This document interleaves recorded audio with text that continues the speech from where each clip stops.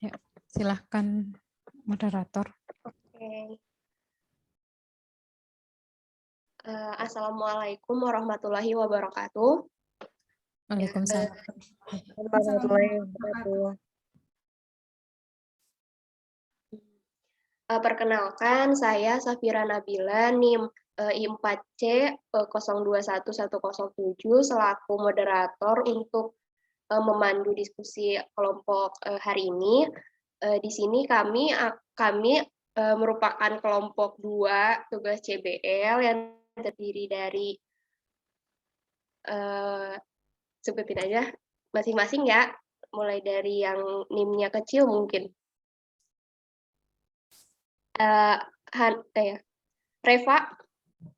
Ya, perkenalkan nama saya Reva Rahma Izati dengan NIM I4C 021064.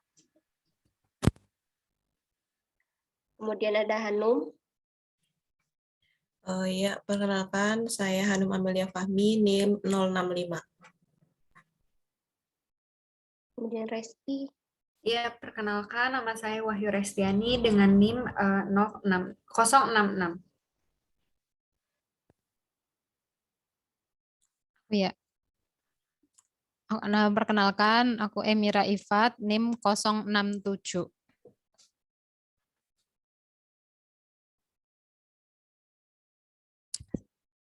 Selanjutnya Desti.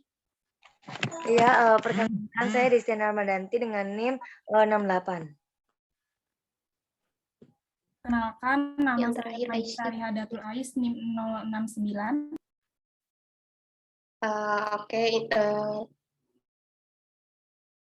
Kami dari kelompok 2, mungkin sebelum kita mulai diskusinya, alangkah baiknya kita berdoa terlebih dahulu, berdoa sesuai dengan kepercayaan masing-masing. Berdoa dimulai.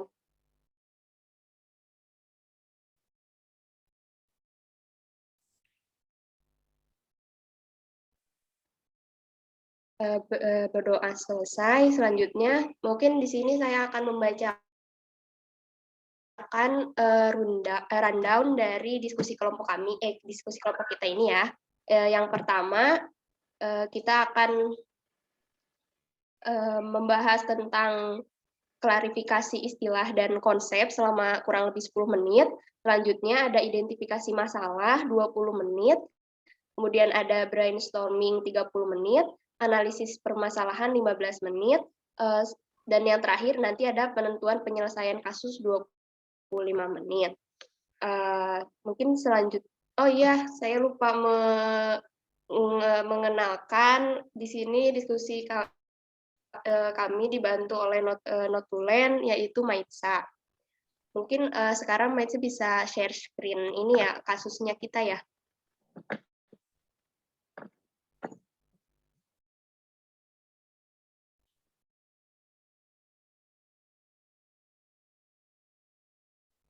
Sudah terlihat di semua ya? Sudah. Oke. Sebelumnya kita bahas bareng-bareng tentang kasus yang kita dapat terlebih dahulu ya. Di sini kita punya kasus dengan nama pasien Nyonya KH, umurnya 45 tahun, kemudian berat badannya 50 kg, tinggi badannya 168 cm. Beliau masuk rumah sakit pada tanggal 16 Februari 2022 dengan dokter penanggung jawabnya Dr. Gunawan SPP dan diagnosis dokternya yaitu beliau memiliki TB MDR dan juga dispepsia. Riwayat masuk rumah sakit, pasien masuk IGD dengan keluhan lemas, mual, muntah, batuk berdarah, demam, GCS E4 5M6, dan nafsu makan berkurang. Kemudian riwayat penyakit sebelumnya ada TB MDR, pengobatannya baru 3 bulan, riwayat pengobatannya tidak diketahui. Ada riwayat lain tidak ada, alergi juga tidak ada, merokok dan kopi juga tidak. Selanjutnya di sini ada tanda-tanda vital pasien, tekanan darah pada masuk rumah sakitnya 140/96, kemudian hari selanjutnya 120/90, 120/70, lalu 100/60, 100/60, dan hari ke-6 100/60. Yang kedua ada heart rate-nya, ada 98 kali per menit, kemudian 84 kali per menit, 82 kali per menit, 82 kali, 80 kali, dan juga 80 kali per menit. Terus ada suhu pasien masuk rumah sakit 38,8, kemudian 37,8, selanjutnya stabil di 37 derajat. Kemudian ada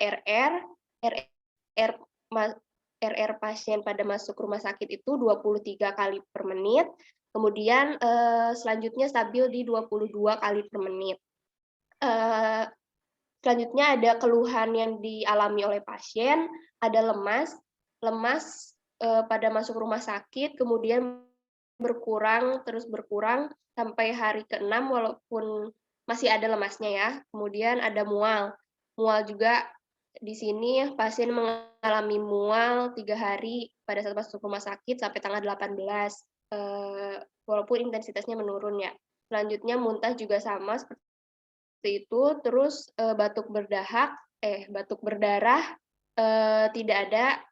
Selanjutnya ada demam, pasien mengalami demam di hari masuk rumah sakit dan juga hari berikutnya. Hari selanjutnya tidak ada demam. Yang terakhir ada nafsu makan pasien kurang dan juga belum ada perbaikan sampai akhir.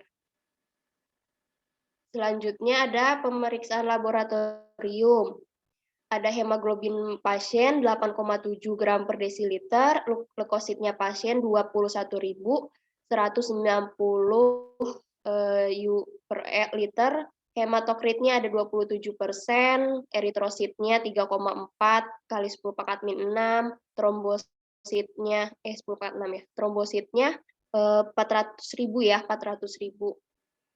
MCV-nya 79, MCH-nya 26, kemudian MCHC-nya 32,6%, RDW-nya 11,5%, MPV-nya 10,1%. Kemudian ada hitung jenisnya, basofilnya 0,2%, eosinofil batang 1-4%, segmen limfositnya 10%. Oh ini ya, ke bawah ya eosinofil. Jadi eosinofilnya, nah itu ya, gitu. Eosinofilnya 1-4 berarti batangnya 10%, segmennya 7,2%, limfositnya 48,4%, kemudian monositnya 10%. Terus ada glukosa sewaktu pasien 108 mg per desiliter, kaliumnya 5,8 mmol per liter, kloridanya 102 mmol per liter, natriumnya 134, albuminnya 3,65. Nanti mungkin bisa dicari bareng-bareng nilai normalnya ya. Selanjutnya ada pemeriksaan penunjang. Ada jenis pemeriksaannya ronsen toraks, hasilnya TB-MDR. Selanjutnya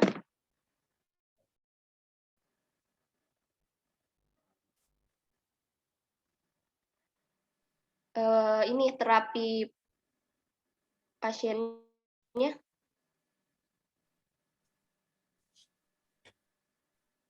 Ini terapi pengobatan yang diterima pasien selama di rumah sakit.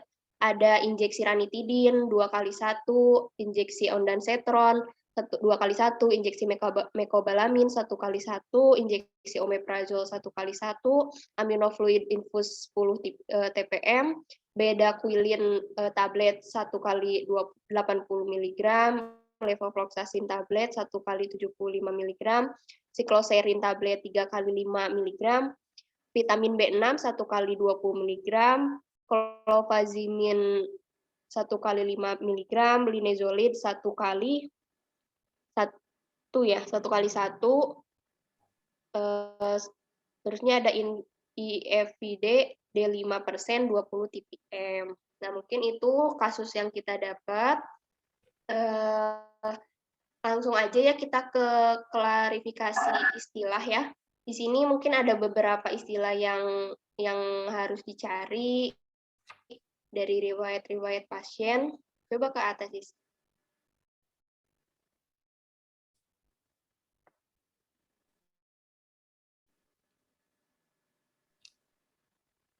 Nah, mungkin yang bisa dicari tentang ini ya, ada di sini ada GCS, E4, V5, M6. Nah, itu tuh apa?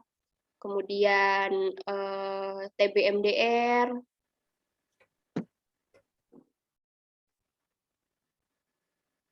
Ya, TBMDR, terus di data lab-nya mungkin. Bentar, siapa aku sambil nyatat ya. Oh iya ya. Tadi Tadi ada klarifikasi istilah dulu ya. GCS ya. Ya, klarifikasi istilah. Satu tadi apa? GCS. Ya, bisa dicari GCS-nya. Terus TBMDR. TBMDR. Terus coba ke atas lagi ya. Ya.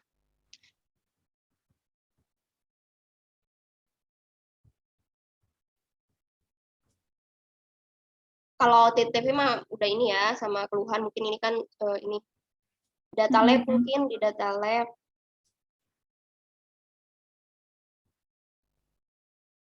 Ini mungkin yang nggak terlalu familiar ya, ada RDW ya. RDW itu apa? Nanti bisa dicari. RDW terus mana tadi? RDW, MPV. MPV juga nggak familiar ya.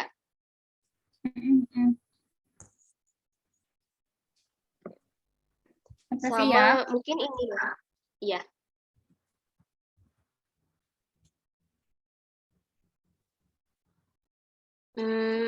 Apalagi yang mungkin nggak familiar.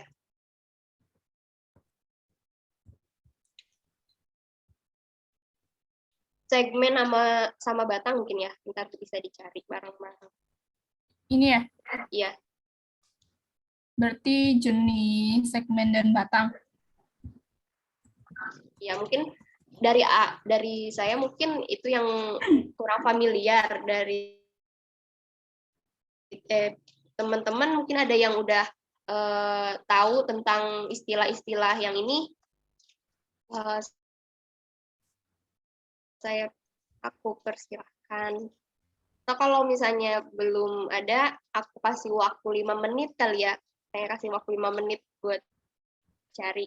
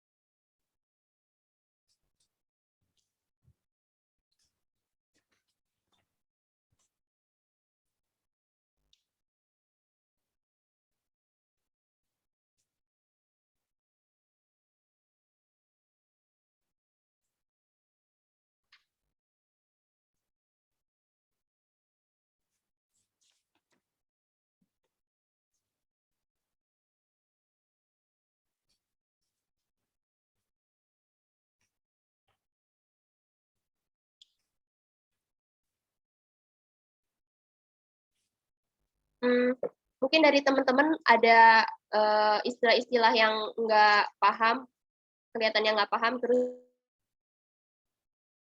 bisa kita cari bareng-bareng.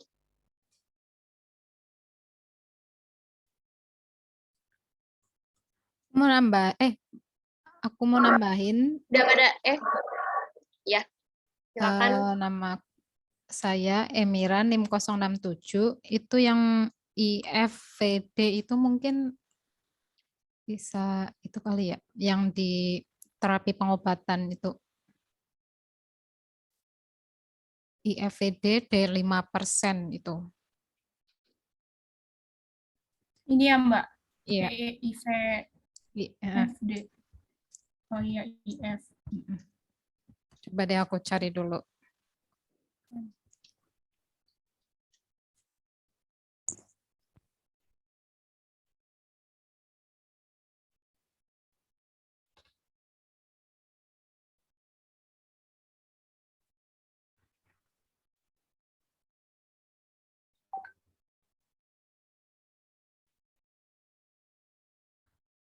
Safira, Ya. aku pengen nambahin boleh nggak? Oh iya, boleh. Apa Maitsa NIM 69, ini kan sesi kayak klarifikasi istilah sama konsep gitu ya. Kalau menurutku mungkin ini perlu ditambahin nih, dicari jenis pemeriksaan Rosen-Thorax kan TBMDR yang maksudnya dokter bisa mendiagnosis ini TBMDR kan karena Rosen-Thorax-nya. Nah, Rosen-Thorax yang kayak apa sih yang dia dokter bisa bilang MDR ya? Iya. Berarti ini ya, penunjang TB-nya ya.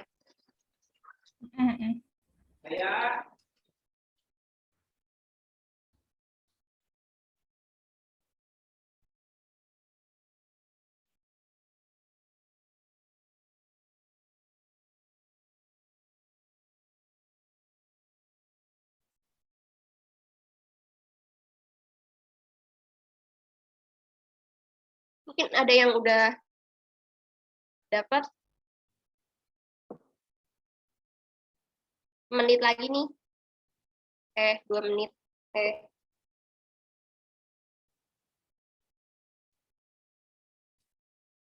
Menit lagi ya. Safira izin masuk. Ya. Silakan.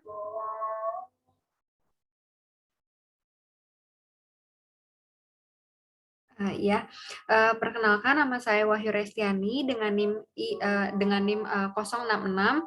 Jadi tadi aku nemu GCS itu artinya itu panjangan dari Glasgow Coma Scale. Jadi GCS itu adalah sebentar. Jadi GCS itu skala yang digunakan untuk mengukur tingkat kesadaran dari pasien. Caranya itu dengan menilai respon pasiennya itu terhadap rangsangan yang diberikan oleh pemeriksa.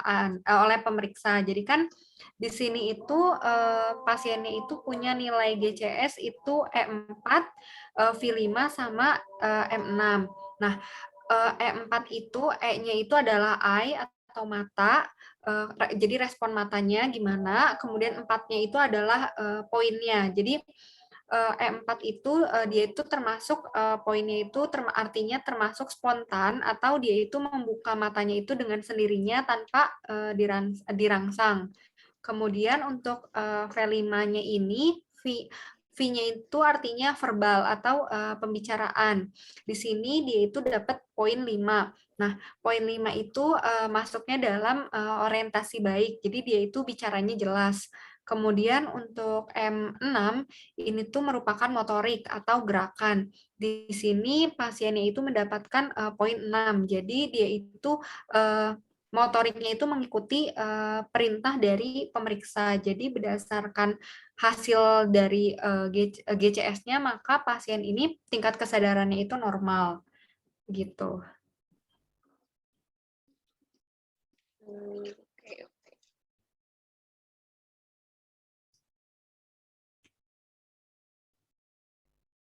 Ada tanggapan mungkin dari yang lainnya? Jadinya GCS itu berarti skala untuk menentukan kesadaran ya? Iya, Oke, betul. yang lain. Yang lainnya mungkin? Oh ya, Saf, aku mau masuk boleh? Ya, silakan Desti. Ya, saya di sini Mardanti dengan NIM 68. Tadi kan di kelas kita kan udah terdiagnosa ya kalau kita tuh TBMDR. Nah, TBMDR ini kan pemeriksaan tuberkulosis multi drug resisten ya, atau yang disingkat TBMDR. Nah, TBMDR ini dia tuh resisten terhadap obat. Resisten terhadap obat minimal 2 obat anti TB yang paling poten yaitu INH dan rifampicin secara bersama-sama atau disertai resisten terhadap obat anti TB lini pertama kayak tambutol, streptomycin dan pyrazinamide gitu. Nah, di sini kan ada beberapa kayaknya yang tadi di Safira bilang juga kan ada beberapa obat-obatan ya yang termasuk obat-obatan yang dipakai pasien. Itu kan termasuk obat-obatan TB gitu. Nah, karena ini si pasiennya nggak tahu, kan si pasien udah 3 bulan nih kena apa tuh namanya, udah melakukan pengobatan tapi baru 3 bulan. Nah, tapi itu dia nggak tahu tuh obatnya apa gitu loh, gitu. Nah, kemungkinan karena diagnosanya TBMDR berarti si pasien itu kemungkinan ada resistensi obat sama obat anti TB yang sebelumnya kayak gitu. Kurang lebih kayak gitu sih, Saf. Oh iya. Berarti bedanya sama TB biasa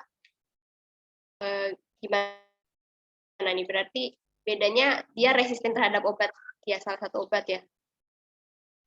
Ya, kalau misalnya yang apa namanya TB biasa itu kan ini kan apa namanya dia tuh biasanya disebabkan oleh kuman, ya kan kuman mikrobakteri tuberkulosis. Tapi kalau misalnya yang TBMDR itu lebih ke obatnya gitu loh. Kalau TB biasa kan ada obat lini pertama, biasanya kan dipakai obat lini pertama nih. Nah, tapi si TBMDR ini dia tuh malah resisten gitu loh sama obat-obatan lini pertamanya, gitu. Ya. Oke. Reva, silakan Reva. Ya, izin jawab yang RDW ya. Reva NIM 004. RDW itu kepanjangan dari red cell distribution, yang itu tuh nunjukin variasi ukuran sel darah merah atau bisa juga menggambarkan variasi bentuk sel darah merah. Nah, untuk nilai normalnya itu 11,5% sampai 14,5%.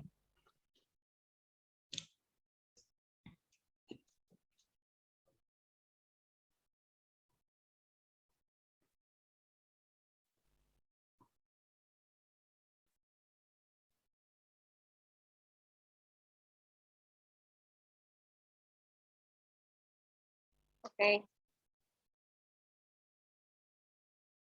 Yang lainnya mungkin? Oh ya, silakan Hanum. Saya Hanum Amelia Fahmi, NIM 065. Ini mau izin menjawab yang MPV. Jadi MPV itu merupakan kepanjangannya itu, kalau MPV itu kan untuk pengertian sendiri, MPV itu rata-rata dari ukuran dari trombositnya atau sel darah merah. Nah, MPV sendiri itu kebanyakan adalah mean platelet volume. Nah, dalam kasus ini data laboratorium MPV itu kan pasien itu pada saat masuk rumah sakit itu 10,1. Sedangkan untuk normalnya untuk nilai normal dari MPV-nya sendiri itu 8,4 sampai 12 sehingga MPV pasien itu normal.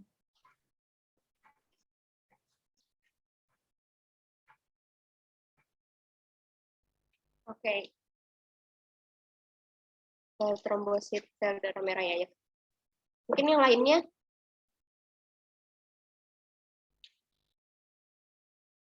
Oh iya, aku mau nambahin, boleh juga kali ya, buat yang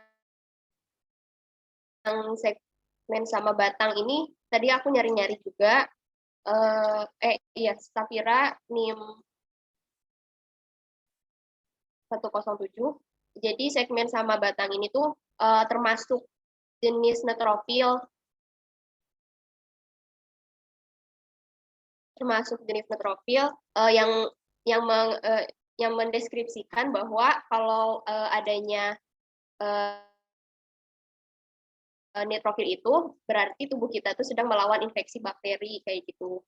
Nanti bisa kita lihat apakah nilainya normal atau bagaimana gitu.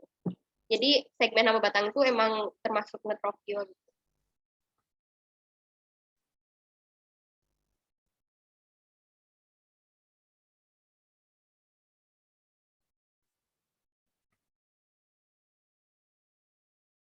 Selanjutnya ini ada 2 lagi nih, IFVD, aku belum nyari sih, Autoraks sama TBMDR ada yang jawab.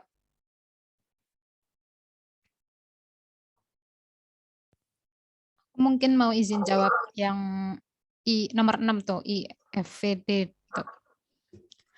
Perkenalkan, namaku Emira, NIM 067. Jadi ini mungkin kayaknya yang ada di kasus itu ada salah ketik ya. Jadi yang benar itu IVFD, singkatan dari intravenous fluid drop gitu. Jadi dia tuh injeksi intravena yang bentuknya tetesan cairan seperti itu. Karena ternyata yang intravena itu ada yang bolus gitu. Kalau yang bolus itu yang sekali diinjeksikan sudah selesai. Kalau yang IVFD ini jadi dia berbentuk tetes-tetes gitu. Atau mungkin secara gampangnya bisa disebut infus gitu. Nah, terus yang D5% itu singkatan dari dextrose 5%, jadi konsentrasinya 5%. Dextrose itu kan glukosa. Jadi dia itu memberi tambahan glukosa pada tubuh. Biasanya digunakan untuk meningkatkan kadar glukosa dalam tubuh. Kayak gitu sih.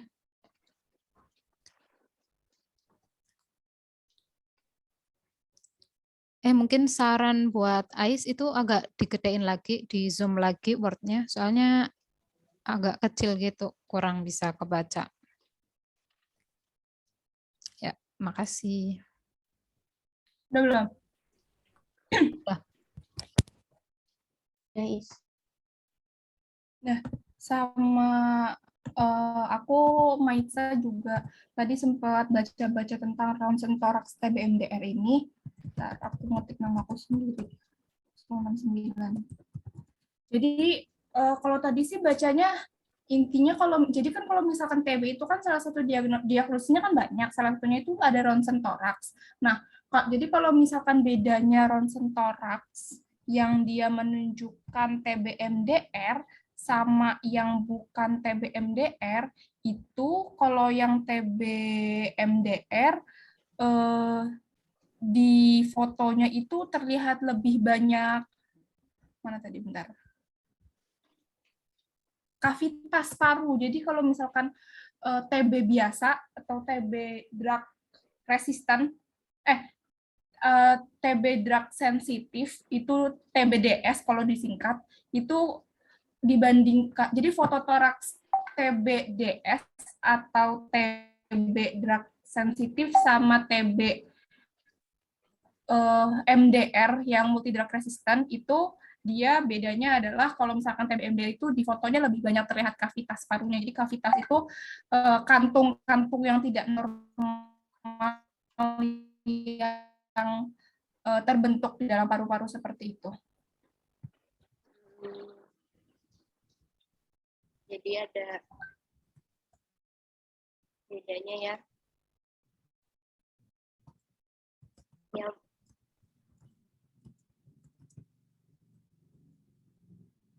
ada feedback dari teman-teman terkait istilah-istilah atau mungkin ada nambahin istilah lain? Kalau aku cukup sih, Sap. Cukup ya? Cukup, Sap. Cukup. Ya tadi aku lupa ya buat mekanisme ngobrolnya biar lebih sistematis, mungkin bisa raise hand dulu ya. Ntar aku persilahkan kayak gitu. Ini untuk klarifikasi istilah-istilah dicukupkan berarti ya. Kita lanjut ke agenda selanjutnya aja. Kita ke agenda selanjutnya, identifikasi ini ya, identifikasi permasalahan ya. Identifikasi permasalahan, kita ngelihat dari data yang ada di kasus. Kita lihat TTV-nya kayak gimana, terus data lab yang normal nilai-nilainya kayak gimana, kayak gitu. Coba ke atas, Is.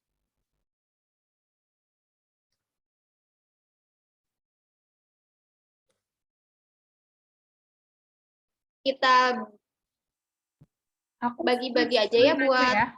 nilai normalnya. Gimana? Aku split screen aja biar enak dilihatnya. Oke.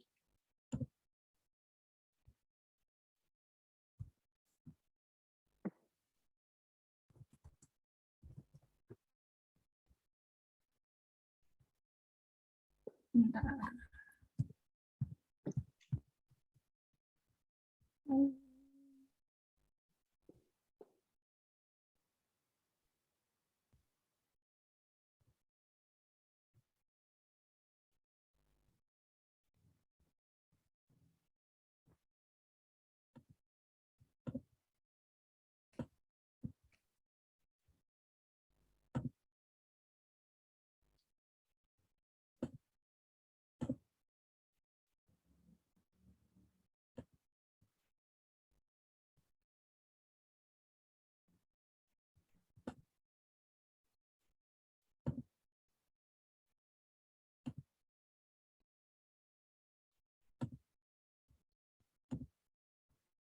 Nggak bisa, Ding.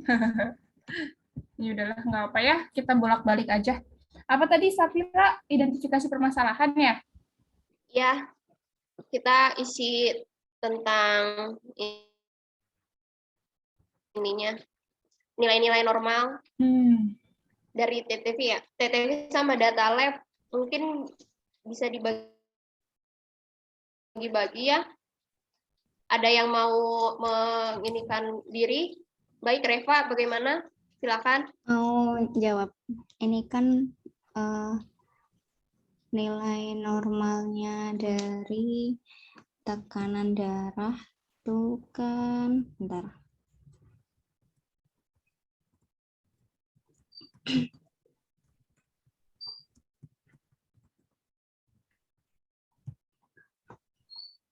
Nah, untuk tekanan darah kan ini nilai normalnya kan 120 sampai 130 per 80 mmHg. Berapa tadi, Reh? 120 sampai 129 per 80 mmHg. 129 per 80 mmHg. 80 mmHg.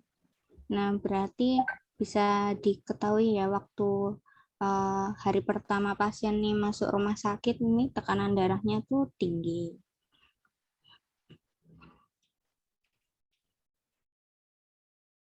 Kuningin ya. Ya. Terus untuk heart rate-nya, heart rate tuh nilai normalnya tuh 60 sampai 100 kali per menit.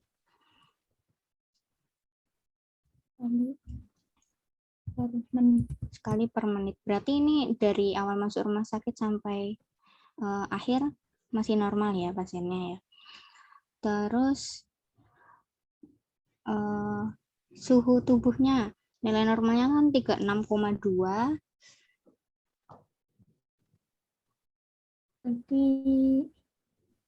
Sampai 37,5. Sampai 37,5.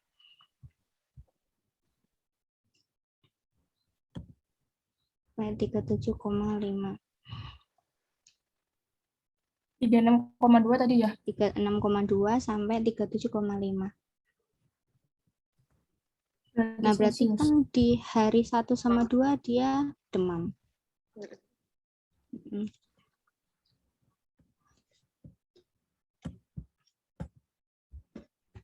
Demam ya? Terus ini apa tadi?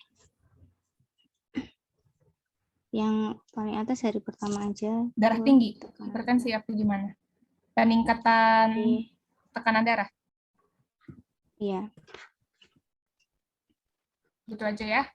Mm-mm. Terus RR-nya nilai normalnya kan 12 sampai 20 kali per menit. Berarti ini RR pasiennya tuh dari awal sampai akhir tinggi. Meningkat.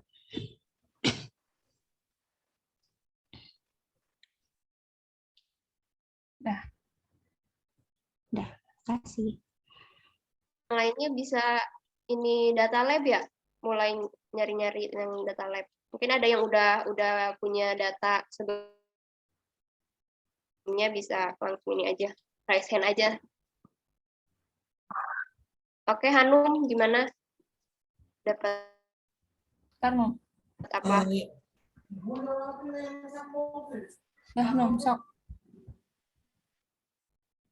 Ya, perkenalkan saya Hanum Amelia Fahmi, NIM 065. Jadi tadi saya nyari untuk yang hemoglobinnya itu nilai normalnya itu 13 sampai 18.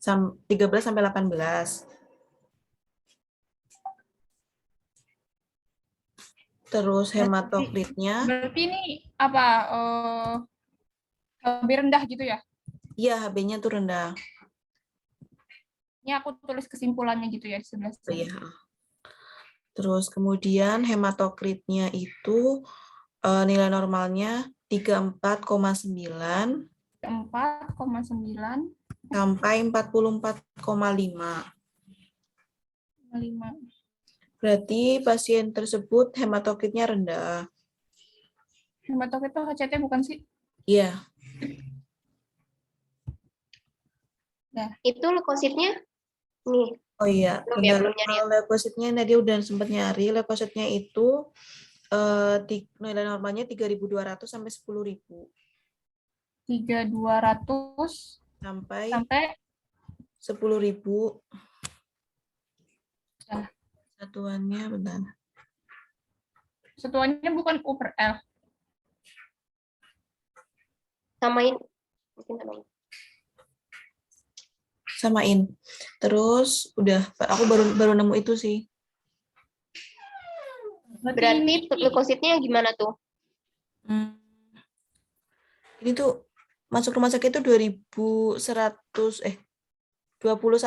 ya. 1.000. 21.000 berarti kan leukositnya tuh tinggi. Ya, tinggi banget ya. Kalau leukosit tinggi berarti apa Num? Tandanya? Berarti dia ini nggak sih kalau misalkan leukositnya tinggi tuh berarti kan pasiennya itu kan didiagnosisnya itu kan TB MDR gitu kan.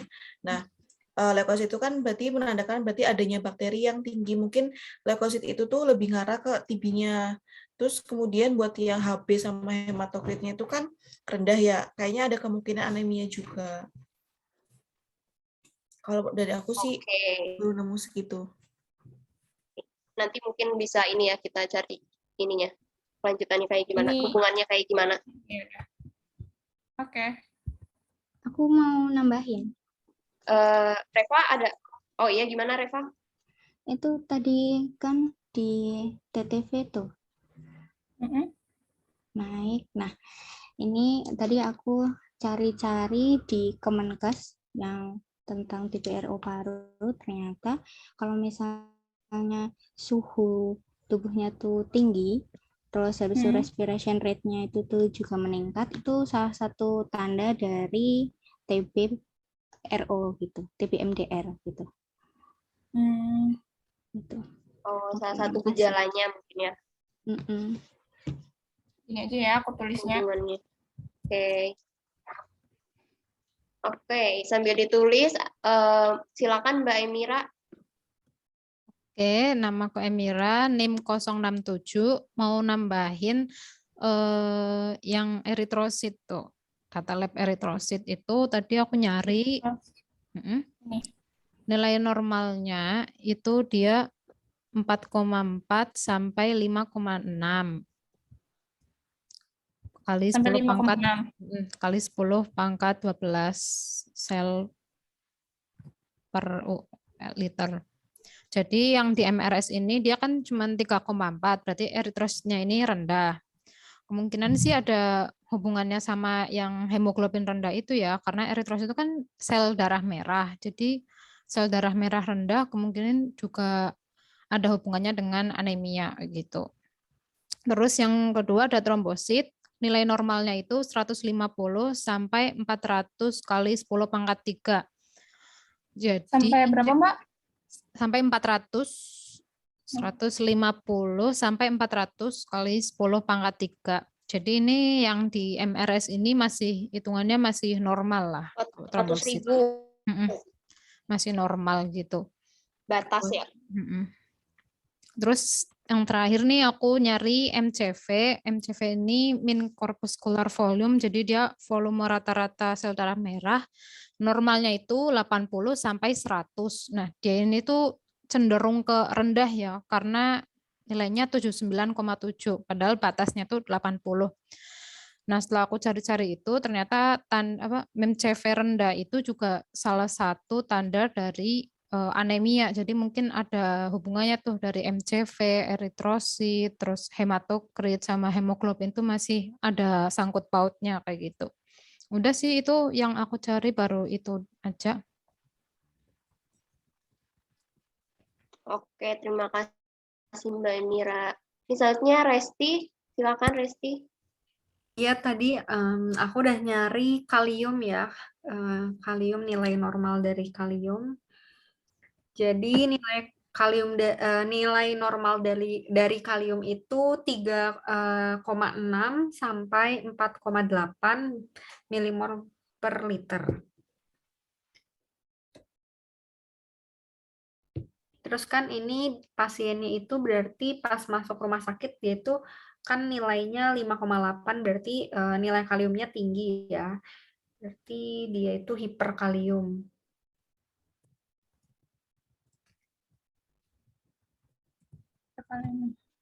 Oh iya, hiperkalemi, maaf. Terus yang klorida ini dia itu nilai normalnya 97 sampai 106 milimol per liter. Berarti dia nilainya normal ya, soalnya masih masuk rentang. Terus buat natriumnya nilai normalnya itu 135 sampai 144. Berarti dia juga masuknya ke normal ya, karena masih masuk rentang nilai normal. Terus buat albuminnya dia itu nilai normalnya 3,5 sampai 5. Berarti dia masuknya juga masih normal karena masih dalam rentang nilai normal. Gitu. Terima kasih. Oke, berarti yang belum tinggal apa tuh? Coba. Ini yang ini MCH. Ini segini nih belum. Oh iya, tadi aku udah nyari sih yang itu, ntar. Oh, Desti silakan Des. Oh iya, tadi aku izin jawab ya. Desti Iya. 68. Aku mau jawab yang tentang MCH. Tadi aku udah nyari nilai normal dari MCH itu 28 sampai 34 Pg sel. Nah, karena di sini kan nilai si pasiennya, MCH pasiennya itu kan 26,0 ya. Jadi kan dia rendah.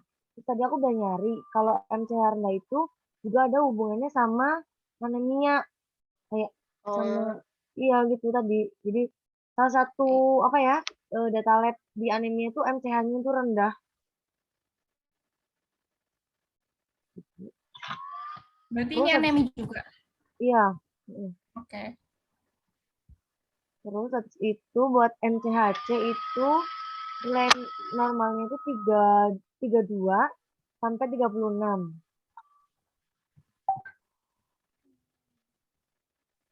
Nah, di sini kan pasien 32,6 ya, dia berarti normal. Masih di batas rentang.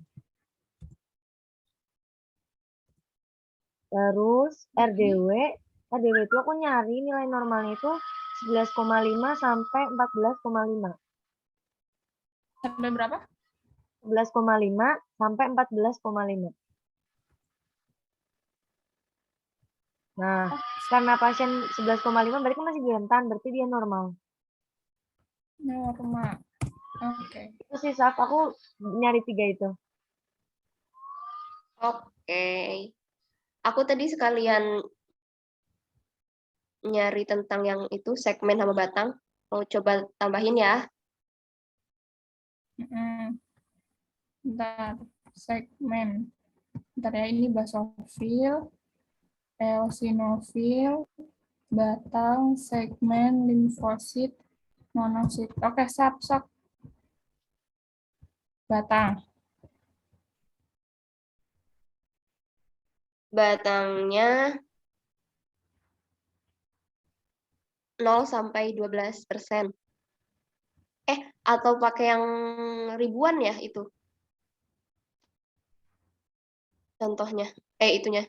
Enggak ya, bener ya, berarti yang itu, persen ya. Terus Kamu segmen. nyarinya apa? Enggak, di sini ada yang persen, terus ada yang milimeter kubik itu. Itu kan ini ya, belasan, kayaknya yang persen deh. Terus segmennya 36 sampai 73. Segmennya berapa? 36 sampai 73. Berarti tuh segmennya berarti kan itu neutrofil ya. Neutrofilnya tinggi. Jadi mungkin menandakan dia infeksi karena TB itu. Kayaknya sih gitu. Ini si batang ya? Kan neutrofil buat imunitas ya sih.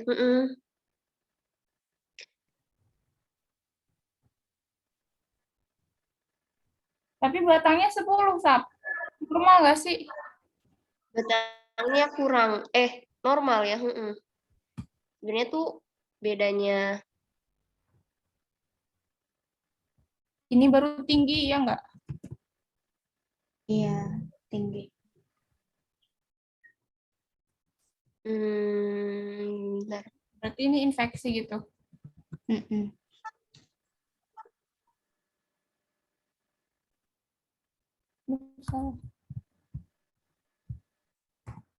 Tapi sebenarnya di yang aku dapat di yang Kemenkes itu nggak ada interpretasi yang satu-satu kayak batang kayak gimana gitu. Oh, jadi satu batang dan interpretasinya tuh neutrofilnya meningkat gitu. Ya udah. Berarti gini aja ya. Yang aku dapat. Itu berarti sisa apa ya? Limfosit. Glukosa. Kayaknya aku harus bertanya deh. Limfosit ini aku tulis dia 14 sampai 15. Berarti ini limfositnya tinggi, ya enggak? Ya. Sama monosit itu ini tadi ya. 0 sampai 11. Berarti dia normal. DDS, glukosa waktu itu DDS bukan sih? Iya, GDS. Kalau GDS, iya, GDS 10 sampai. Ini sekalian nih ada sel darah putih. Berarti normal. Mana? Di Kemenkes. Isi dulu aja ya. Eosinofil 0 sampai 6.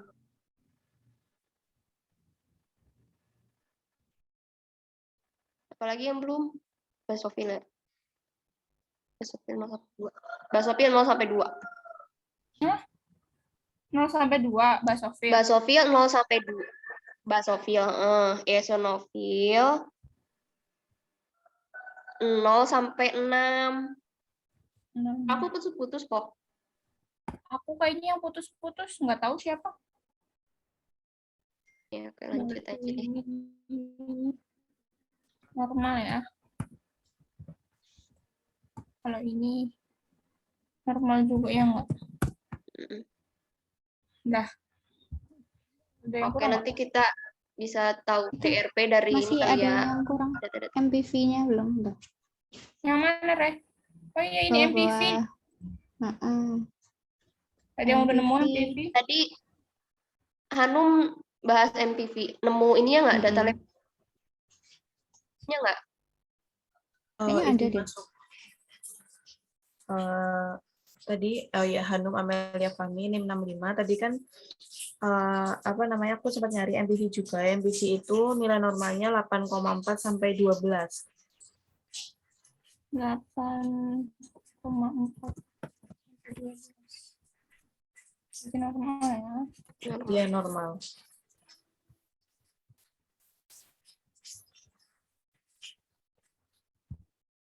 Kuning-kuning. Oke, Dah. udah selesai ya tentang data lab. Mm-mm. Oke. Selanjutnya ini nanti kita bahas tentang yang nggak normalnya, terus mungkin ada DRP di sana. Terus selanjutnya ada ini obat-obat yang kita pakai.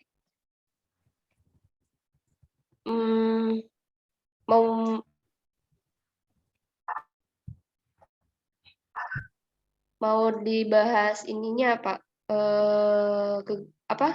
Ranitidin untuk apa kayak gitu? Tapi Apa lanjut kira-kira DRP aja berarti ya? enggak? Mm-mm. Mau ditulis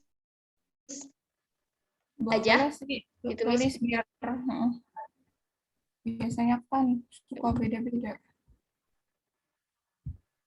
Nah, ranitidin. Dispepsia nggak sih ranitidin? Iya sih, dispepsia.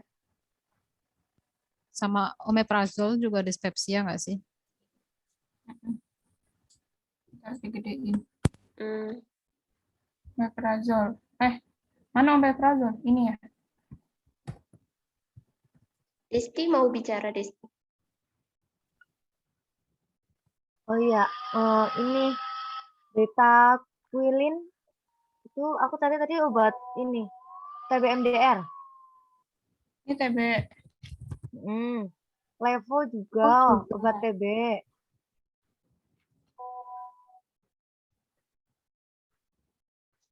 Terus sikloserin juga tuh.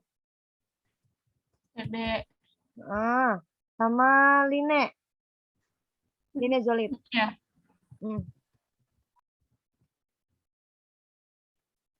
Ondansetron itu mual ya? Berarti apa? Maksudnya dispepsia juga? Masuk ke dispepsia. Resti mau bicara. Ya, izin jawab. Saya Wahyu Restiani dengan NIM 066. Itu kayaknya injeksi mecobalamin tuh dia tuh vitamin B12 ya, biasanya bisa buat anemia. Terus Oh iya, soalnya tadi ya, soalnya tadi kan kan dia ada ini nilai ada ini anem. ada Benar bisa. mungkin berarti itu yang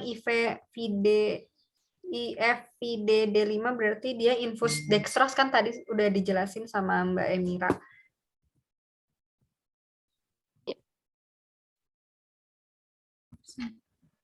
Hanum, Aminofluid. Iya, aku Hanum Amelia Fahmi, NIM 065. Itu kan pasien itu mendapatkan terapi aminofluid infus. Tadi aku cari kalau aminofluid infus itu dia terapi cairan elektrolit gitu. Dia tuh isinya ada elektrolit, asam amino sama glukosa. Jadi itu tuh buat nutrisi ya, buat elektrolitnya.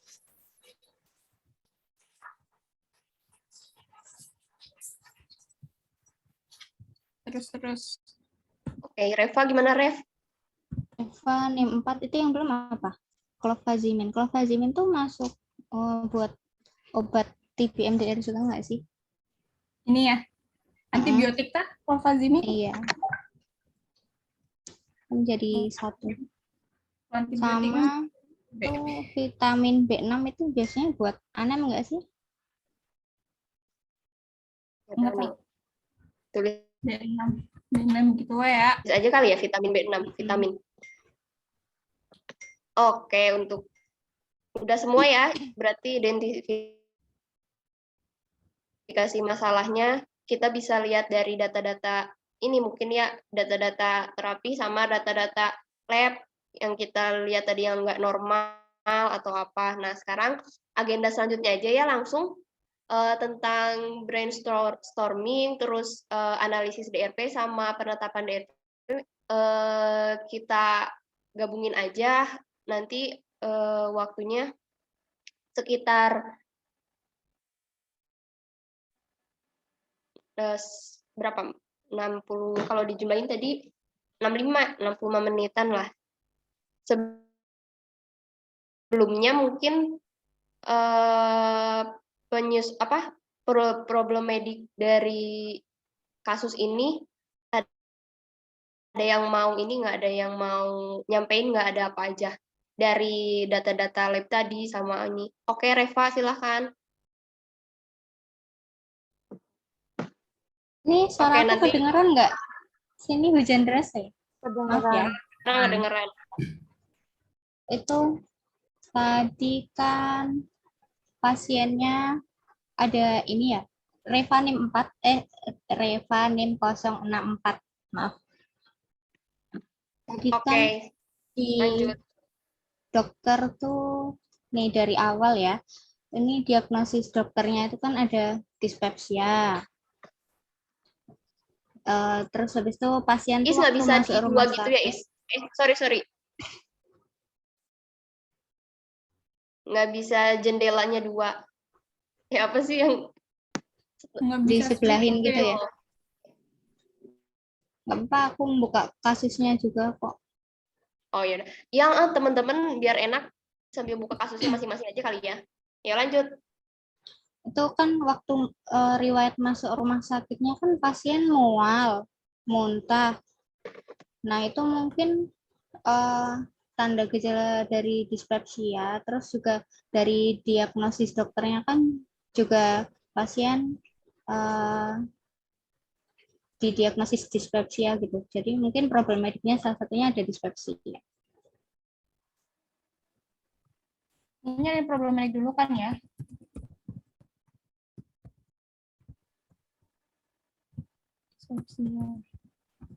Nah.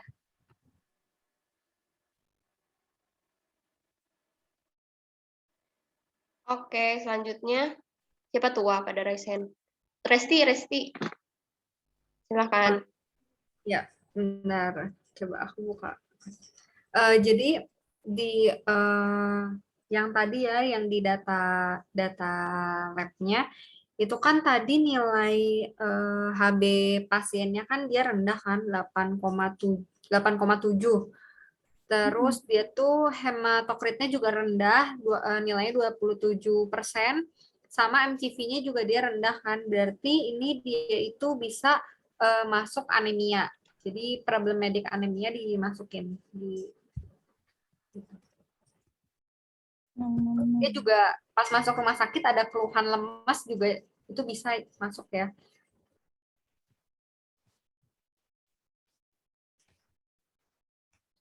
Safira, aku mau izin tanya dulu, boleh nggak? Iya, gimana? Aku tulisnya gini aja nggak apa kan? Apa perlu dijelasin juga dispepsia karena data ini segala macam? Sedapatnya dulu aja kali ya teman-teman ya. Teman-teman dapatnya kayak gimana?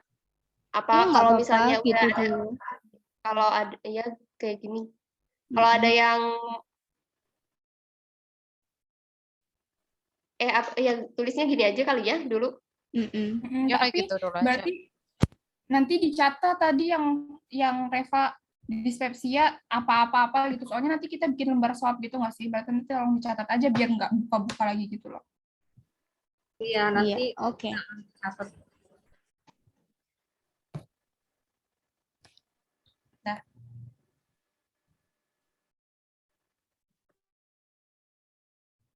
Lanjut, udah anemia ya. Desti, silakan Desti. Oh iya, problematik yang tadi kan yang pasti kan ini ya TBMDR, soalnya kan udah Oh iya. didiagnosis sama dokter juga TBMDR. Itu tuh selain didiagnosis dokter juga aku nyari-nyari kan tentang TBMDR itu. Tadi dia lemas juga bisa masuk TBMDR juga kan salah satunya. Terus nafsu makannya juga bisa berkurang, nafsu makan juga berkurang. Terus dia ada batuk berdahak tuh yang pasti, itu kan pasti TB. Suhunya juga meningkat di tanggal 16 sama 17, terus RR-nya juga meningkat. Jadi salah satu apa ya, tanda-tanda dia kena TB itu salah satunya tuh dia sesak nafas gitu. Terus terus juga leukosit, limfositnya tinggi. Sama yang pasti toraksnya juga kan tadi TBMDR gitu. Jadi problematiknya TBMDR Oke. gitu.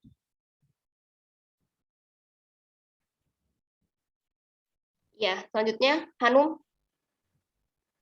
Ya, tadi kan, oh ya, saya Hanum Amelia Fahmi, NIM 065. Tadi pasien itu, berdasarkan keluhan pasien itu kan mengalami demam, terus kemudian dari tanda-tanda vitalnya juga, suhu pasien itu pada hari pertama masuk rumah sakit itu tanggal 16, itu kan suhunya 38,8, terus kemudian pada tanggal 17 juga masih 37,8, itu kan masih tinggi, di mana suhu normalnya itu kan itu 36,2 sampai 37,5. Jadi problematiknya itu salah satunya demam.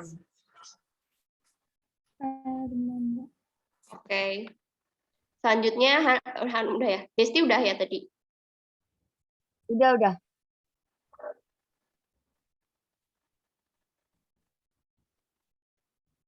Aku nambahin deh, tadi ada ini ya, si nafsu makannya tuh belum diobatin. Oh iya, aku Safira NIM 107. Kan kurang tuh. Kayaknya itu bisa jadi problematik. Apa berarti nggak nafsu makan? Iya, penurunan nafsu makan. Nggak nafsu makan.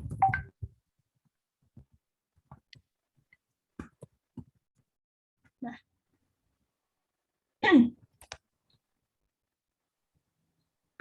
Udah ya kita ini.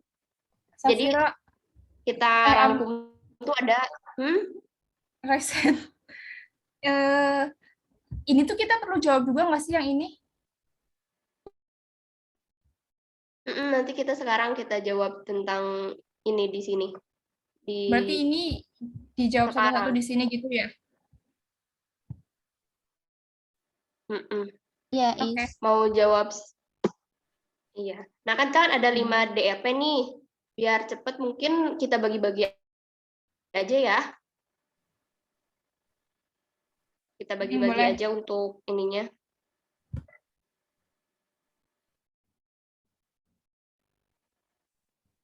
Bagi-baginya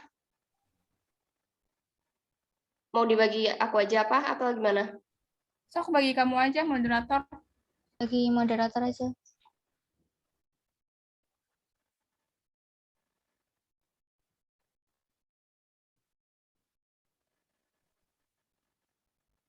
Ya udah aku bagi ya. Nggak apa-apa nih, random nih. Iya. Nggak apa-apa. Ya, berarti Desti tentang TB ya. Nanti Desti tentang TB. Terus dispepsia Reva sama IC. Terus demam Hanum, anemia Resti.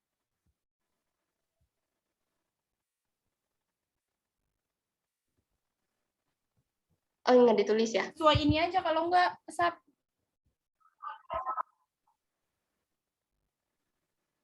Oke.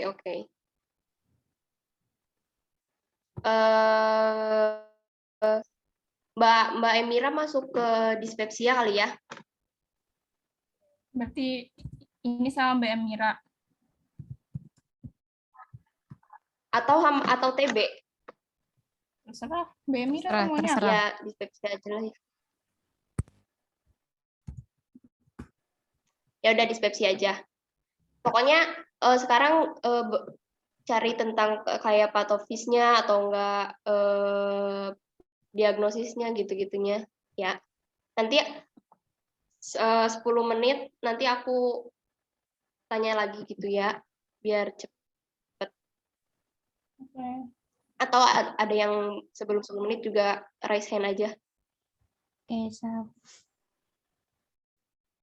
Berarti ini cari kayak Yang belum apanya? dapat belum dapat problematik. 1, 2, 3, 4, 5. Patofisnya, AIS. patofisnya tuh. Oh ya, patofisnya AIS tuh. Ais taruh mana? Ais taruh TB ya. Boleh. Ya boleh. Bantu aku.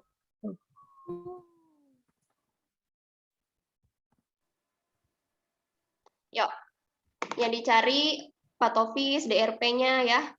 Hmm.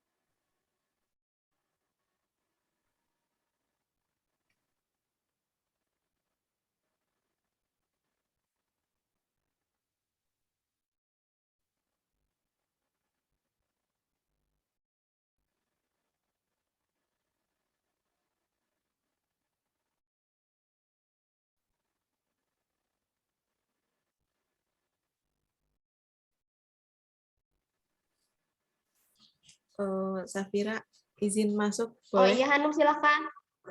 Ya, perkenalkan Ya. nama aku Hanum, NIM 065. Jadi ini aku mau coba bahas yang ini ya, yang demam. Jadi untuk subjektifnya itu ada demam, terus kemudian objektifnya itu pasiennya itu kan pada hari pertama. Maaf, boleh motong? Gimana, Ais? Ini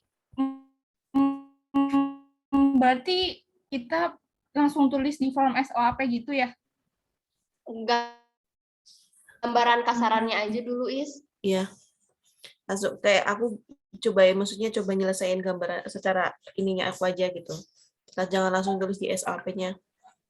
Oh ya, udah oke. Oke ya. Jadi tadi kasus itu kan pasiennya itu mengeluhkan demam, berarti subjektifnya itu demam. Terus kemudian dari tanda-tanda vitalnya itu tuh pasien suhunya itu pada hari pertama masuk rumah sakit itu tanggal 16 apa ya kalau nggak salah itu suhunya 38,8. Terus yang pada hari keduanya itu pasiennya itu mengalami suhunya itu 37,8. Terus pada hari selanjutnya itu suhunya itu udah normal gitu. Terus berarti dilihat dari data obat yang diberikan kepada pasien, kan pasien itu kan mengalami demam. Nah, sedangkan yang tadi aku lihat itu pasien itu belum mendapatkan terapi untuk demamnya, untuk menurunkan demam pada hari pertama dan hari keduanya gitu. Nah, terus kemudian berarti kan kalau misalkan pasien itu belum mendapatkan terapi, berarti DRP-nya itu adalah indikasi tanpa terapi gitu kan. Terus tadi aku udah baca jurnal, sempat baca jurnal, jadi rekomendasi yang diberikan pada pasien nyonya dengan umur berapa ya tadi kalau nggak salah udah dewasa ya. Nah itu tuh rekomendasi yang diberikannya itu bisa menggunakan paracetamol ataupun ibuprofen. Tapi dilihat dari kondisi pasien yang pertama itu kan pasien itu mengalami dispepsia. Terus kemudian dari data laboratoriumnya kalium pasien itu kan tinggi, berarti ada peningkatan kadar kalium. Nah, kalau misalkan yang tadi aku cari itu ibuprofen itu kan NSAID. Nah, efek samping dari NSAID sendiri, efek samping dari ibuprofen itu yaitu dispepsia. Jadi kalau misalkan kita menggunakan pasien itu diberikan ibuprofen, maka takutnya akan memperparah dispepsianya gitu. Terus kemudian selain itu juga ibuprofen itu kan merupakan golongan NSAID ya. Nah, dari yang tadi aku baca yang peningkatan kadar kalium itu tuh obat NSAID itu ada risiko peningkatan risiko terjadinya meningkatkan risiko hiperkalemi gitu. Jadi di sini aku merekomendasikan untuk demamnya itu dikasih paracetamol 500 mg 3 kali sehari. Mungkin selain itu juga bisa dimonitoring setiap harinya itu dilakukan pengecekan suhu untuk mengetahui tidak ada peningkatan suhu yang tanpa diketahui gitu. Mungkin dari aku kayak gitu aja sih.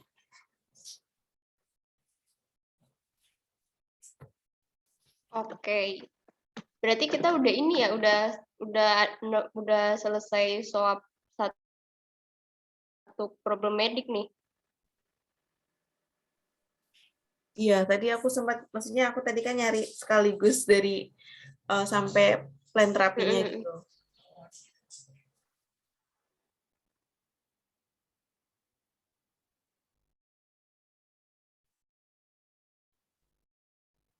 Oke, selanjutnya Resti, silakan Resti. Ya, izin menjawab ya. Saya Wahyu Restiani dengan NIM 066. Di sini buat yang anemia itu kan subjektifnya dia itu lemas ya di pas keluhannya. Terus untuk objektifnya dia nilai HB-nya itu rendah 8,7. Terus hematokritnya juga rendah 27%. Sama MTV-nya juga dia rendah kan 79,7. Nah, di sini kan dia belum didiagnosis oleh dokter kan dia mengidap anemia. Di sini tuh berarti kategori DRP-nya itu adalah pemilihan obat kurang tepat. Karena kan tadi tuh di mana namanya? Di data dia tuh sempat buat dikasih ini kan apa sih vitamin B itu kan buat buat anemia. Nah, di sini tuh penjelasannya yang aku baca yang aku cari gitu di jurnal pemilihan buat anemia yang dilihat dari nilai MCV-nya itu yang punya nilai MCV-nya rendah itu dia itu masuk ke dalam anemia mikrositik. Nah, anemia mikrositik itu dia itu biasanya disebabkan oleh kekurangan kekurangan zat besi dalam tubuh. Jadi buat atau bisa disebut juga sama anemia defisiensi besi. Nah, pasiennya ini pasiennya itu digunainnya itu pasien yang diterapi dengan injeksi jadi yang digunain kan di sini pakai mecobalamin. Nah, berarti yang di plannya itu pemberian suplemen besi ferrosulfat 200 mg 3 kali 1. Jadi dia itu jadi suplemen besi ferrosulfat ini dalam Dipiro itu menyatakan bahwa obat fluoroquinolone dan PPI ini dapat menurunkan absorpsi serum besi oral. Jadi makanya solusinya itu pemberian terapi besi oral.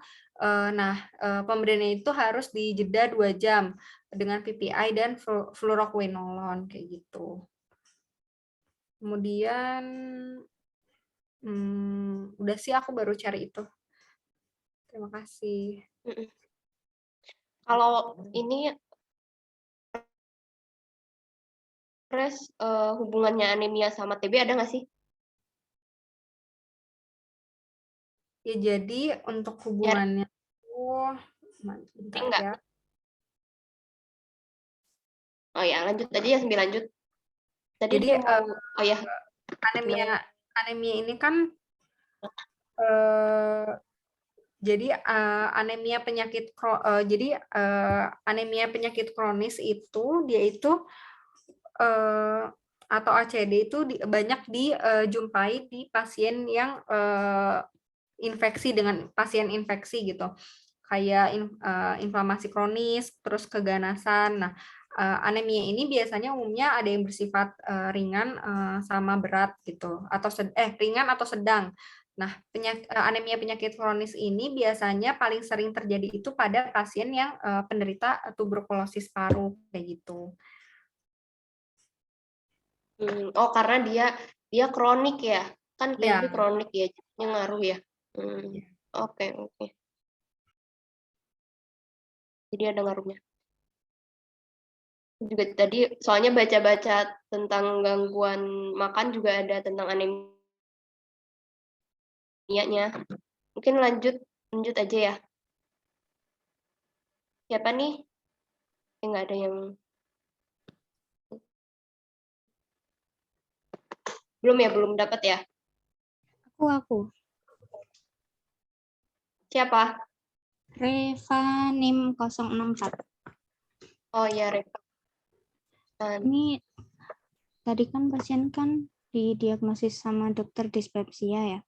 Terus habis itu udah dikasih obat injeksi ranitidin 2x1, injeksi omeprazol 1x1, injeksi ondansetron 2x1. Nah, ini terus tadi aku tuh cari di drugs, ternyata ondansetron tuh banyak interaksi sama obat-obat TB-nya, sama si linezolid. Ini dia bisa meningkatkan resiko terjadinya sindrom serotonin.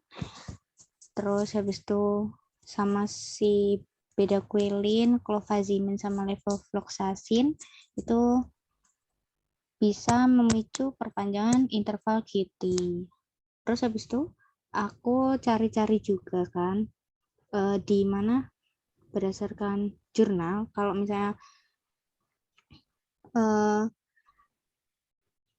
mual muntah pada pasien gangguan lambung itu bisa diatasi sama antiemetik yang golongan antagonis dopamin. Soalnya yang antagonis dopamin itu minim interaksinya sama obat-obat TB.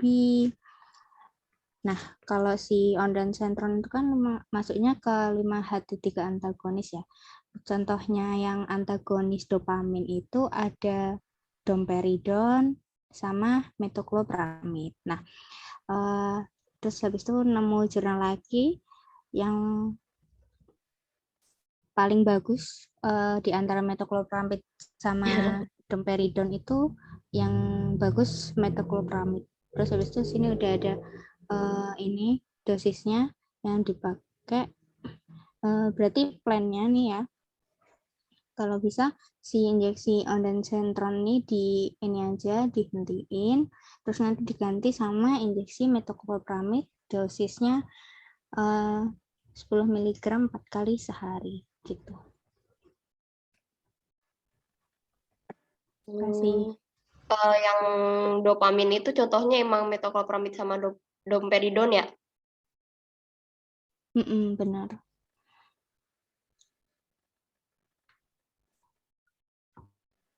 Kalau Kalau metoclopramid berarti minim interaksi sama yang lainnya, udah dicek berarti ya Ref? Udah yang maksudnya metoclopramid udah paling inilah minim banget adanya interaksi sama obat-obat TB. Nah, kalau masih tetap pakai si siapa? Ondansetron itu tuh interaksinya terlalu banyak. Terus juga kayaknya mendingan diganti aja. Interaksinya ini ya, farmakodinamik ya berarti kalau misalnya ada ini. Di fase metabolisme. Soalnya interval QT, memperpanjang interval QT. Bisa memperpanjang interval QT. Oke, jadi nggak bisa penjedaan gitu. Oke, ada yang feedback. Oh, Desti silakan Des. Ya, tadi kan nyari Feedback atau TBMDR. bahas yang lain? Kenapa? Bahas TB. Oh, TB. Ya, Oke. saya itu dulu ya, saya Desti Utamanya nih. 68. Tadi buat subjektifnya, kan itu ya, pasien tuh lemas pada tanggal 16. Terus nafsu makannya juga berkurang. Terus demam sama batuk berdarah. Nah, buat objektifnya, suhu tubuhnya itu tinggi. Terus RR-nya meningkat. Terus limfositnya juga meningkat. Leukositnya juga meningkat. Terus sama yang terakhir itu hasil pemeriksaan toraksnya itu terbukti kalau dia itu TBMDR.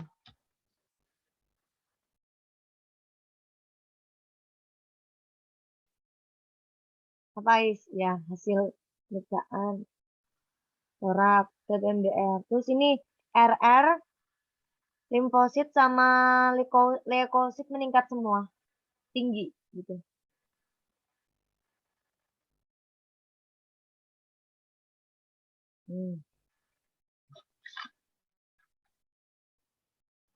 Ya. RR, leukosit, limfosit, Ais. Iya, tadi udah benar, RR-nya juga meningkat.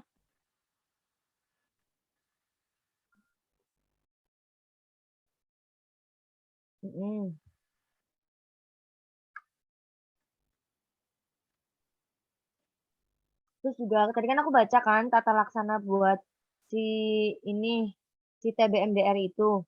Nah, di sini tuh aku baca kalau semisal dia itu bisa terdiagnosa atau terduga TB itu kan dia harus tes dulu ya gitu. Nah, karena di sini udah mungkin sebelumnya itu dokternya itu kan mungkin udah tes gitu kan, yang pakai toraksnya itu. Nah, di TBMDR ini dia itu punya 2 pengobatan, jangka pendek sama jangka panjang. Nah, syaratnya untuk jangka pendek sama jangka panjang itu, kalau untuk jangka pendek itu dia punya beberapa kriteria. Kayak misal apa itu namanya? Dia itu kontak sama ini untuk jangka pendeknya dia kontak sama TB pre-XDR gitu. Terus tidak pernah mendapat OAT lini kedua selama kurang lebih 1 bulan.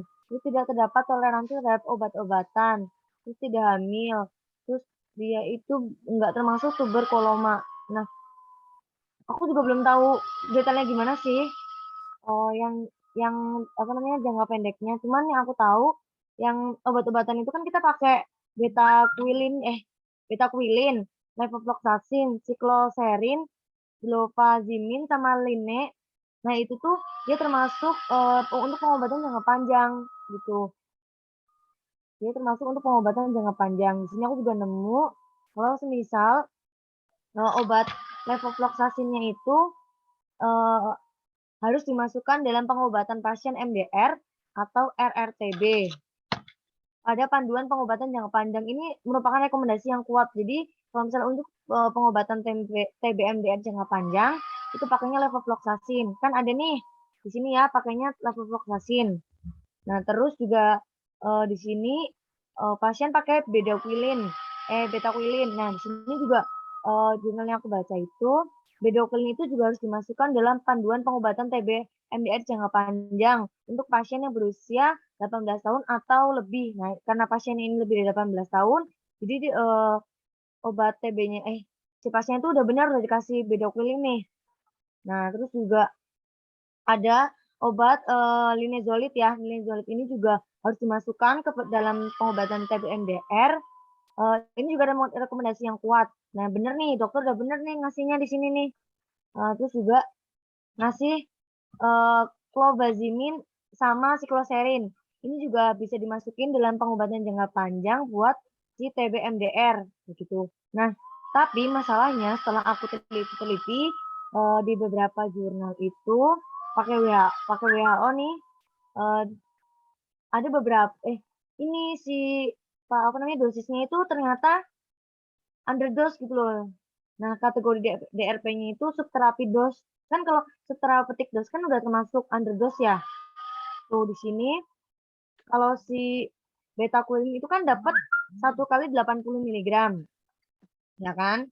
Nah, yang aku cari itu ini. Nah, yang aku cari itu beta yang benar itu menurut WHO sama Kemenkes kalau terapi pemberian betaquilin untuk pasien TB MDR itu harusnya itu 1 kali 400 mg pada 2 minggu pertama. Dilanjutkan 200 mg 3 kali 1 minggu. Nah, karena pasiennya ini underdose, jadi harus mendapatkan terapi yang perlu ditingkatkan gitu. Terus habis itu levofloxacin. Nah, levofloxacin itu juga aku nemunya itu Bentar, dia Des. Napas dulu bentar ya. ya maaf.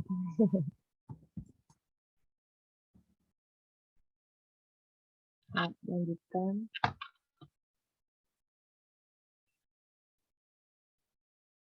Ya, sok lanjut levofloxacin.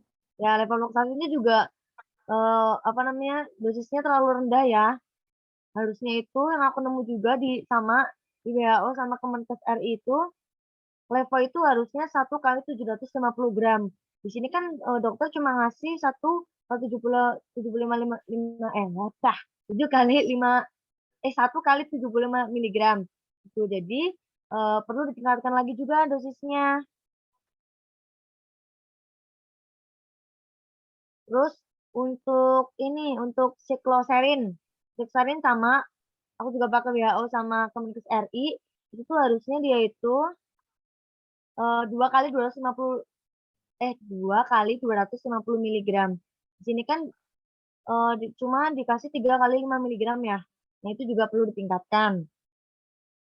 Terus juga clovazimin itu juga rendah juga ya.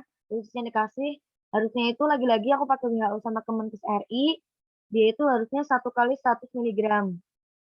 Jadi dosisnya perlu tingkatkan. Ini semua ya, subterapeutik semua ya, Des. Subterapeutik semua obatnya. Iya.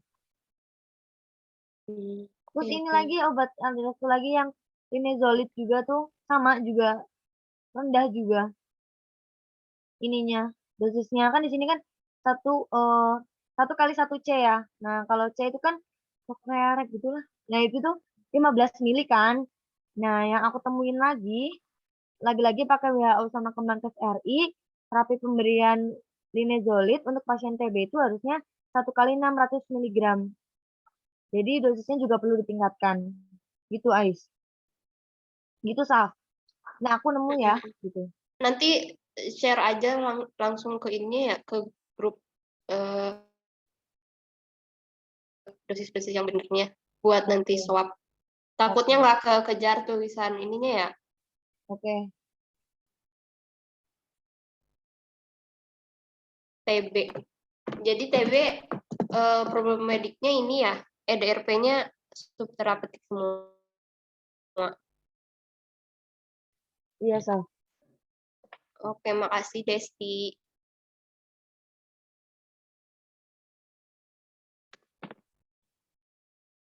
Sebenarnya aku mau masuk sekarang tentang yang ini gangguan nafsu makan.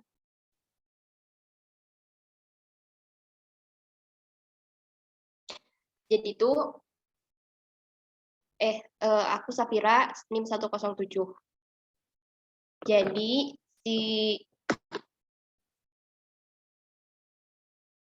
harusnya Mbak ini.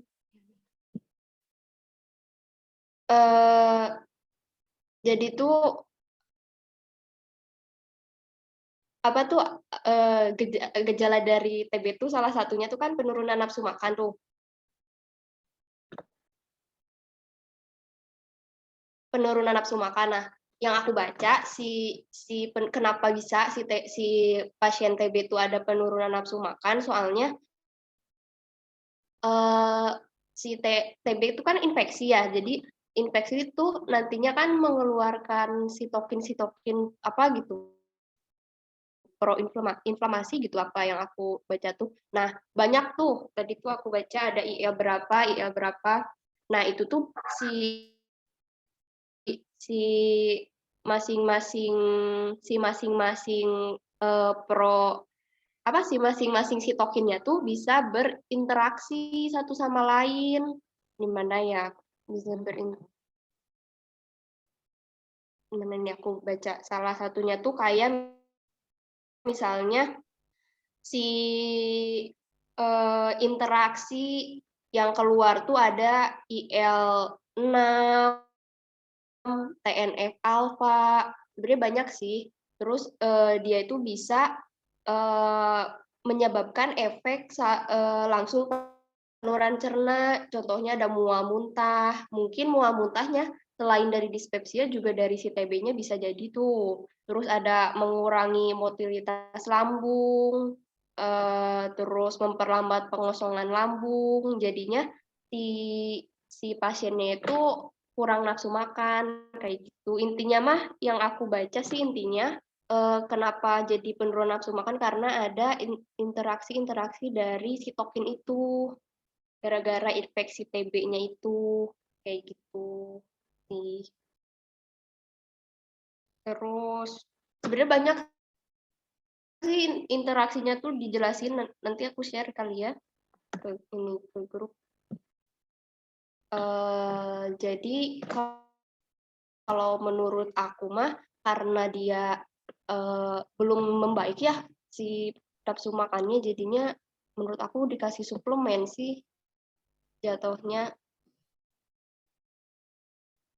Tapi ini deh nanti aku cari dulu bentar suplemennya ya.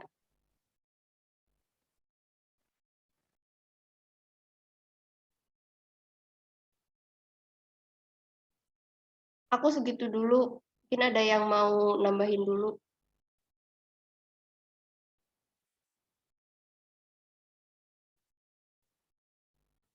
Oh ya Allah, aku tuh ini Mbak Emira silahkan. Oke, aku mau nambahin yang dispepsia dulu mungkin ya. Jadi aku udah nyari sedikit-sedikit sih. Jadi yang dispepsia ini kan subjektifnya mual dan muntah. Kalau objektifnya sih belum ada. Terus dari dokter juga udah ada diagnosisnya yaitu dispepsia. Dia udah dikasih injeksi ranitidin, injeksi omeprazol, dan injeksi ondansetron. Nah, tadi tuh aku udah nyari di Piro, itu tuh ternyata ada guideline untuk dispepsia. Nah, ini tuh guideline-nya terbagi menjadi dua. Tidak ada dispepsia yang tidak disertai tanda bahaya dan disertai tanda bahaya. Nah, ternyata salah satu tanda bahaya itu adalah anemia. Jadi kalau menurut guideline ini, dispepsia yang disertai tanda bahaya seperti anemia itu dia harusnya langsung dilakukan tes endoskopi. Tes endoskopi itu berarti memasukkan itu ke dalam lambung gitu ya untuk mengetahui ada ulsernya atau enggak kayak gitu. Tapi setelah aku cari-cari lagi ketemu tuh ada jurnal yang menyebutkan bahwa ternyata tes endoskopi ini mahal, terus nggak cost efektif juga. Jadi kalau misalnya ada dispepsia dengan tanda bahaya begini, bisa langsung tes yang tanpa endoskopi, yang non endoskopi kayak gitu. Karena pertimbangannya adalah biaya juga. Karena yang endoskopi itu bisa sampai jutaan kayak gitu ya. Nah, setelah aku cari-cari lagi, ada tuh beberapa tes yang non endoskopi untuk mengetahui dispepsianya itu karena apa. Ada satu tes namanya urea breath test atau UBT. Dia itu sistemnya apa ya? Kita kayak melihat kadar urea dalam nafas kita. Kenapa kadar urea? Karena ini kan dispepsia ada hubungannya dengan bakteri Helicobacter pylorus itu atau H. pylori itu yang ada di dalam lambung. Itu tuh bakterinya bisa menghasilkan urea. Makanya dihitung dari nafas kita itu ada kadar ureanya enggak. Kalau misalnya ada, berarti itu menunjukkan ada bakteri H. pylori kayak gitu. Nah, kalau yang ini kalau yang di dokter itu kan tidak ada tindakan seperti itu ya, langsung diberikan ranitidin dan omeprazol. Nah, kalau menurut aku sih ini DRP-nya mungkin butuh tindakan terapi tambahan gitu, yaitu tes UBT tadi untuk mengetahui dia ini dispepsianya itu apakah ada H. pylori di dalam lambungnya atau enggak kayak gitu. Itu sih aku baru nyari sampai tes UBT itu yang untuk terapinya lagi setengah nyari nanti di jeda siapa aja gitu. Udah sekian gitu aja.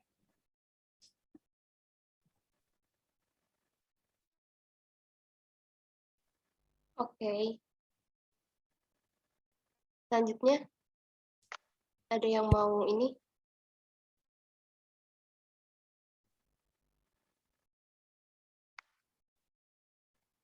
BTW sebelumnya kita belum bahas patofis ya. Ada yang udah nyari belum sih patofis TB-nya?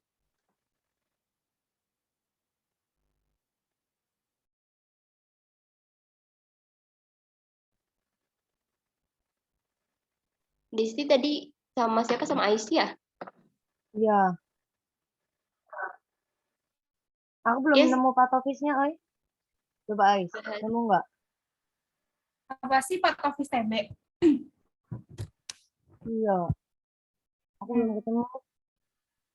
Kayaknya tadi waktu aku nyari si ronsen ada deh.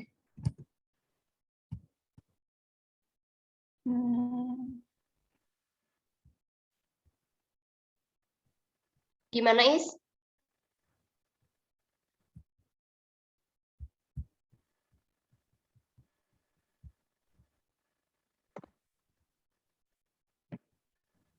Ais ngobrol nggak? Lagi diem. Tadi kayaknya si Ais tuh Halo? ngomong waktu cari ronsen Sinyalnya kayaknya nemu deh. patofis. Iya, sinyal aku lep-lepan, maaf ya. Tadi aku waktu nyari tentang ronsen, aku nemu tentang patofis. Jadi intinya, kan ini kan pasien kita TB-MDR ya. Aku ngetiknya nanti aja ya. Pokoknya aku jelasin dulu patofis TB. Ini dulu ya.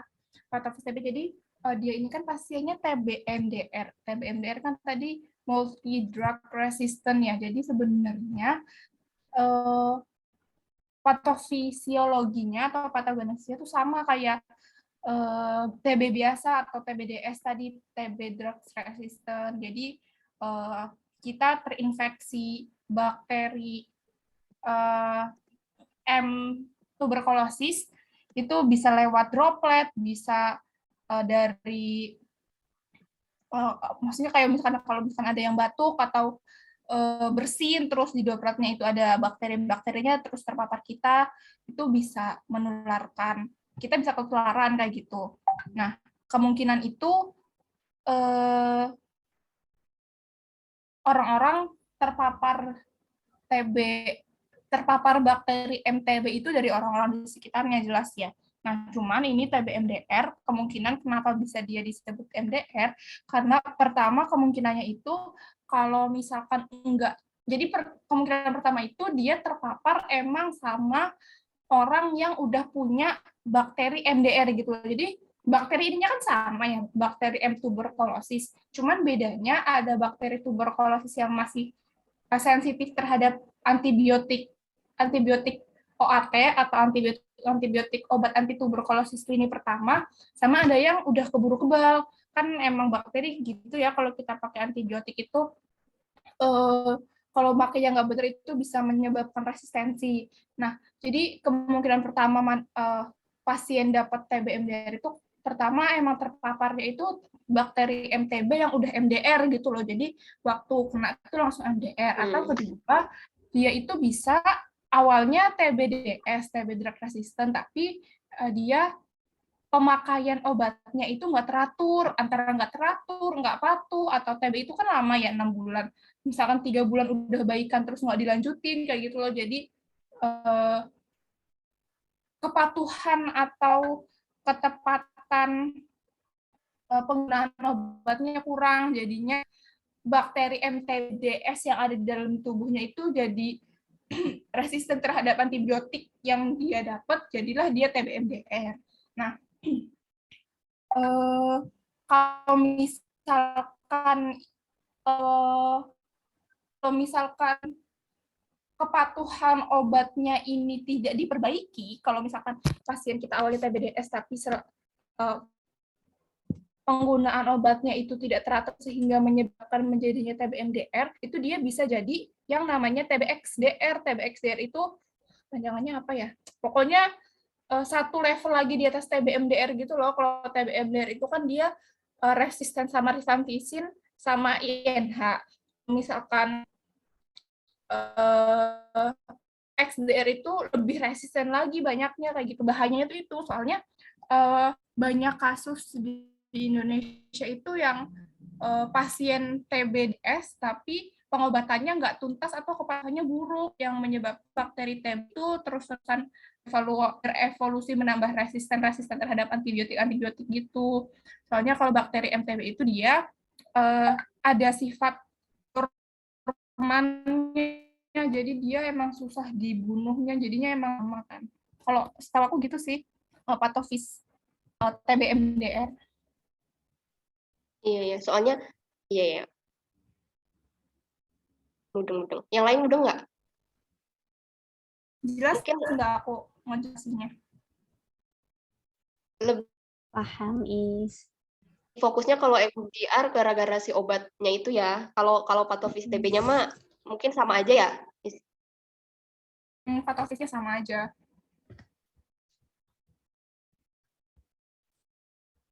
Oke. Sebenarnya kita udah waktunya udah habis kan ya.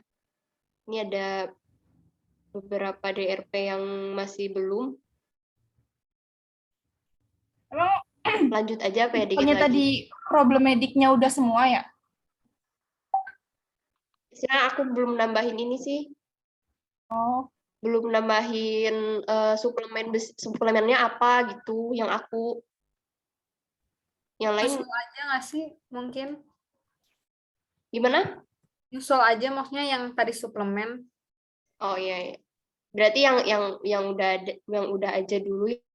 Iya. Ya. Soalnya kita ini lumayan juga sih, DRP-nya lumayan banyak banget sih. Ya.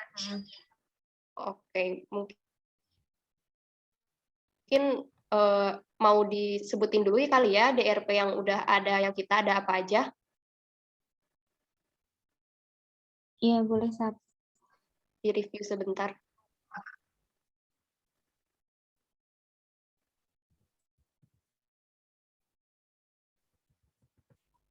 Oh iya, Mbak Emira gimana? Oke, aku Emira NIM 67. Tadi kan aku agak dijeda ya karena lagi nyari terapi yang dispepsianya. Tadi itu aku nyari, ternyata sambil menunggu tes yang tadi itu kan aku merekomendasikan tes UBT itu tetap diterapi. Nah, dari ini pasien kan udah diterapi ranitidin sama omeprazol. Ranitidin ini H2RA, omeprazol ini PPI. Tapi setelah aku cari-cari nih, ternyata nggak ketemu jurnal yang mengungkapkan kalau PPI plus H2RA itu hasilnya maksimal gitu. Malah ada jurnal yang mengatakan bahwa bisa meningkatkan infeksi gitu karena ada hubungannya dengan aktivitas penurunan kondisi asam lambung kayak gitu. Jadi terus ada juga yang obat PPI sama H2RA ini ternyata sama-sama bisa menurunkan absorpsi zat besi. Padahal pasien kita kan anemia dan butuh suplemen besi gitu ya. Jadi kalau misalnya dipakai dua-duanya itu takut apa ya, terlalu banyak interaksi dengan yang lain kayak gitu. Jadi ini menurutku udah duplikasi aja sih. Karena yang aku baca ternyata cukup PPI aja itu udah cukup gitu. Jadi menurutku ini ada DRP-nya tuh ada duplikasi terapi antara H2RA dan PPI, yaitu ranitidin dan omeprazol. Kita bisa pakai yang PPI aja karena banyak banget jurnal yang menunjukkan bahwa PPI itu lebih baik daripada H2RA dalam menyembuhkan lambung gitu ya. Jadi untuk mungkin dipakainya omeprazol aja gitu, ranitidinnya nggak perlu. Kayak gitu sih dari aku.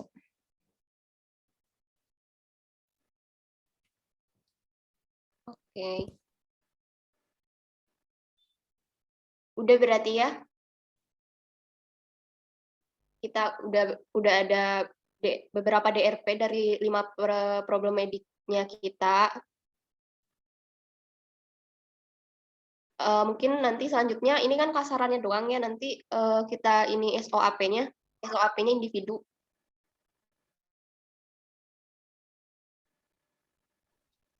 Sebelumnya mungkin aku nginiin problem mediknya dulu ya, nyebutin jadinya apa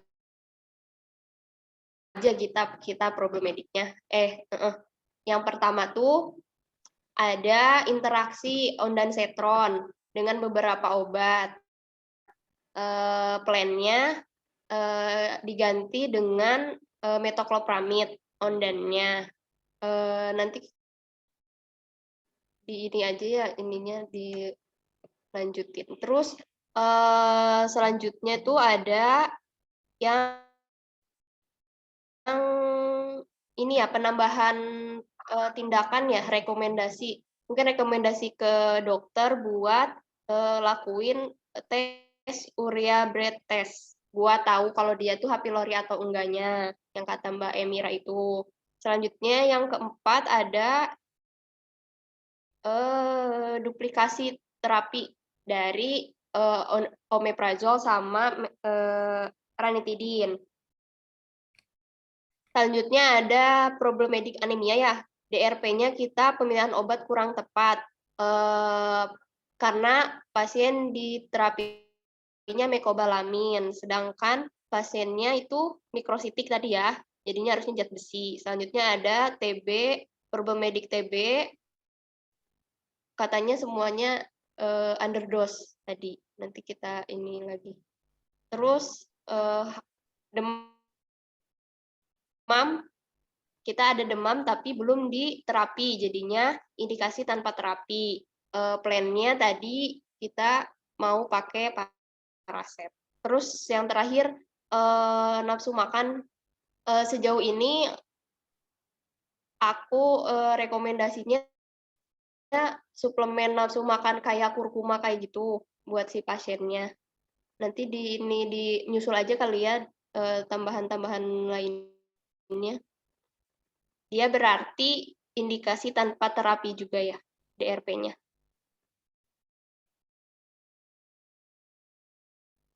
Mungkin seperti itu ya teman-teman, diskusi kelompok kita terkait CBL infeksi TB ini.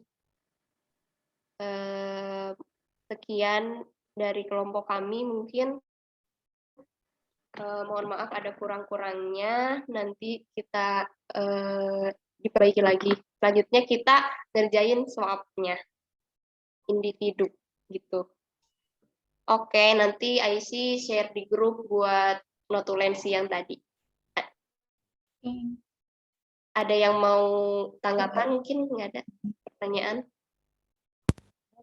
Oke, berarti ininya dimatiin ya, matiin aja. Oke, makasih. Udah ditutup itu Mbak? Ya, terima kasih